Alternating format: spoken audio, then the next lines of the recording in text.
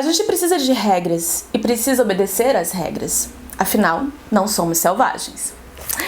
Olá pessoal, tudo bom? Eu sou a Natécia Garrido, a primeira booktuber do Maranhão, e você está no canal Beletrista. Vem comigo?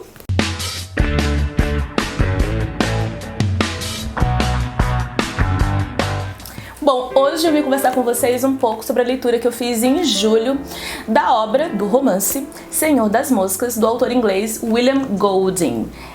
Foi publicado originalmente em 1954 e já após várias rejeições de outras editoras na época, e assim, os críticos literários em geral, eles já consideram que O Senhor das Moscas é um dos romances mais emblemáticos do século XX.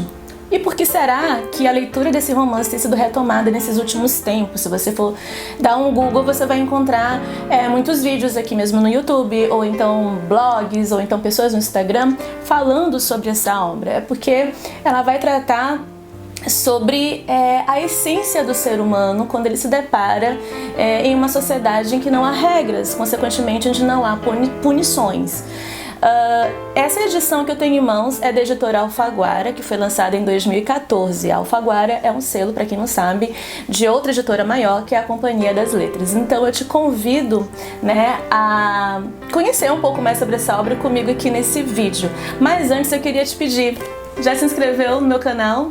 Se inscreve, deixa o seu like, claro, para poder ajudar a gente, aqui nessa plataforma.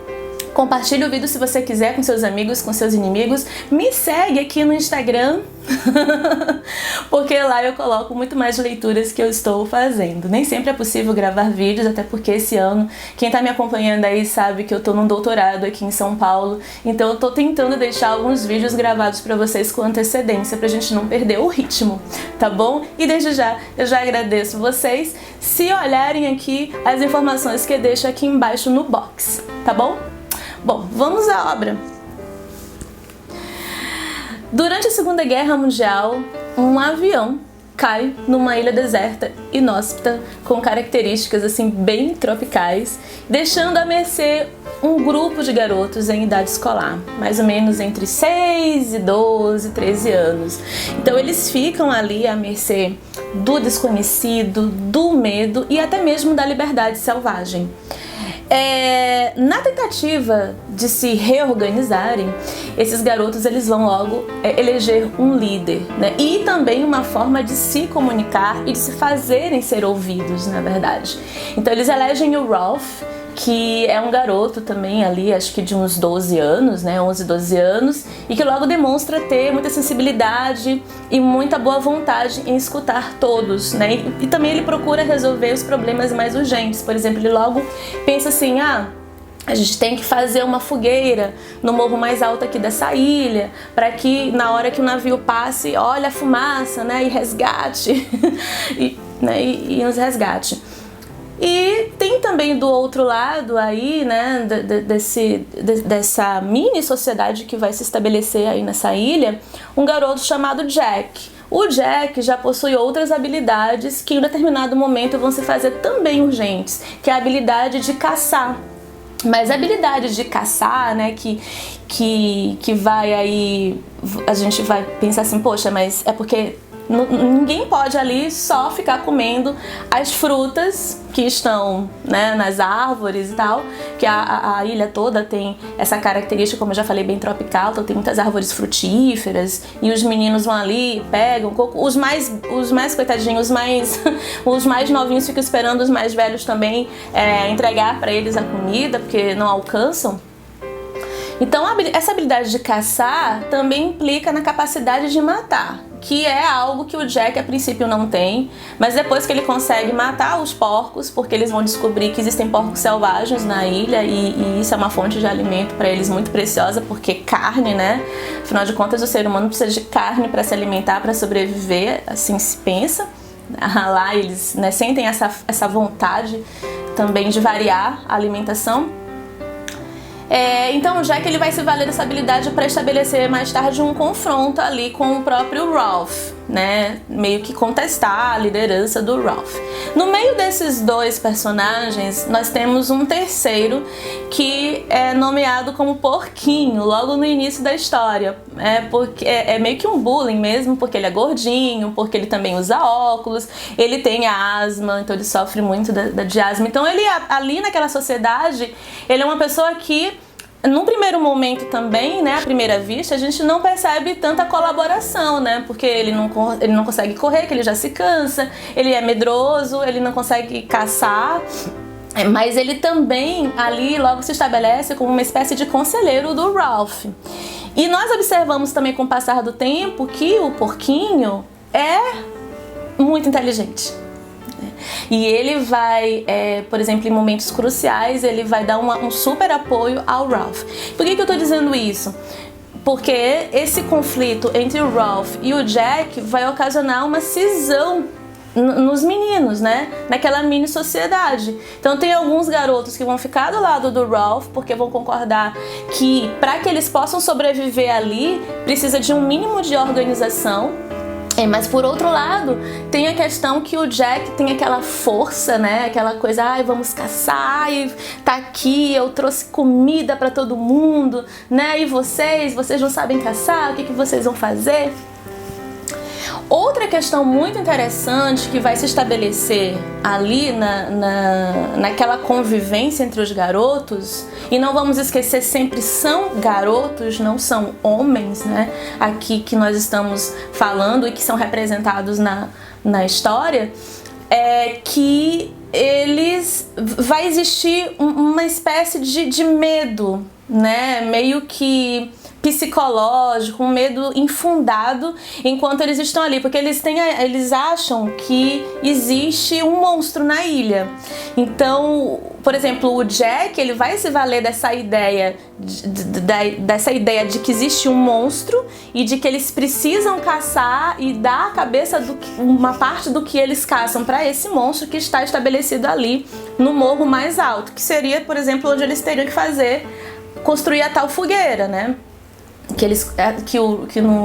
Que também num primeiro momento o Ralph consegue fazer com que todos vão e tal, mas não consegue que ninguém fique vigiando, alimentando o fogo, enfim.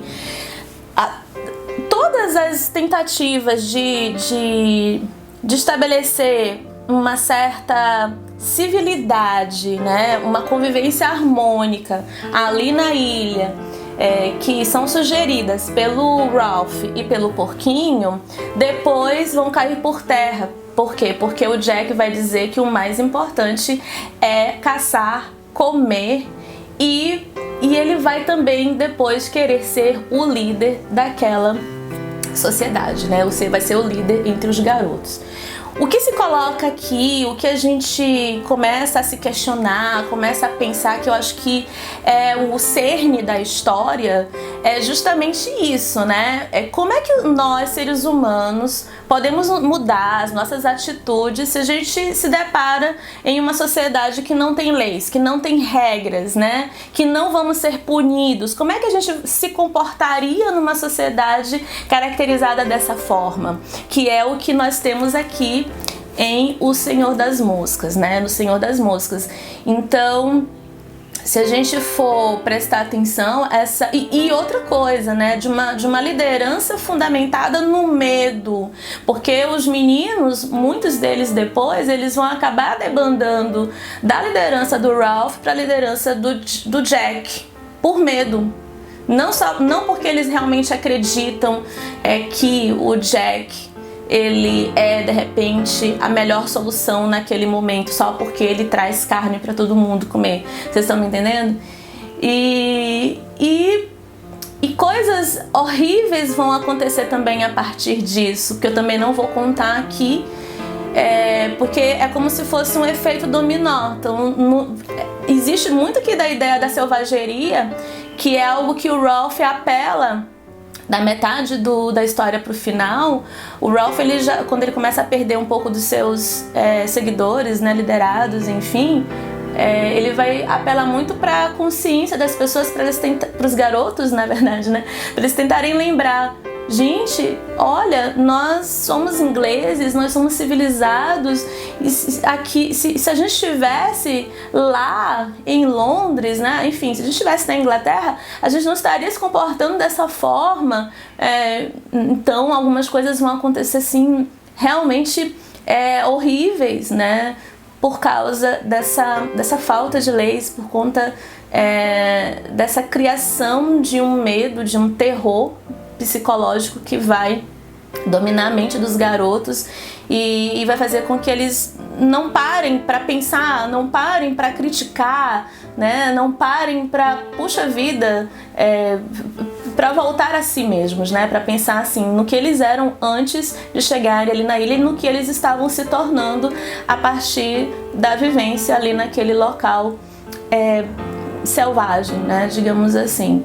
Então essa reflexão que a gente faz após a leitura de Senhor das Moscas, e que eu acho que qualquer pessoa que vá ler vai ter esse mesmo sentimento. Eu fiquei realmente impactada com essa leitura. Era uma leitura assim que já estava na minha lista há muito tempo, que eu tinha muita vontade de fazer. E que depois que eu coloquei no Instagram, na época que eu estava lendo, uma amiga minha que é filósofa, doutora, ela disse assim: olha, Natécia, vale muito a pena, porque inclusive eu utilizei essa obra na minha tese de doutorado. Um beijo, Ellen. Obrigada pelo reforço aí da leitura. Então é isso, gente. Eu espero que vocês leiam. Se já leram Senhor das Moscas, por favor, comenta aqui embaixo, conversa comigo, que eu queria saber o que é que vocês pensam dessa temática aqui, né, que é colocada para nós e que mais do que nunca, né, acho que a gente precisa repensar também na nossa essência enquanto seres humanos e como nós nos relacionamos com os outros. E para pra pensar mesmo, né? Tipo assim, será que quando não tem ninguém olhando, né? Será que quando não tem ninguém me cobrando, será que eu sou realmente uma boa pessoa para se conviver? Será que eu realmente sou aquela pessoa, né, que possui valores honestos, primordiais, né? Enfim, bons para que outros possam conviver comigo, né? Então a gente vai ver muito aqui essas questões de liderança, de mentira, do que o ser humano é capaz, né? Quando não há limites, quando não se é imposto limites, né, para ele. Tá bom? Então a gente fica por aqui, tchau e até a próxima.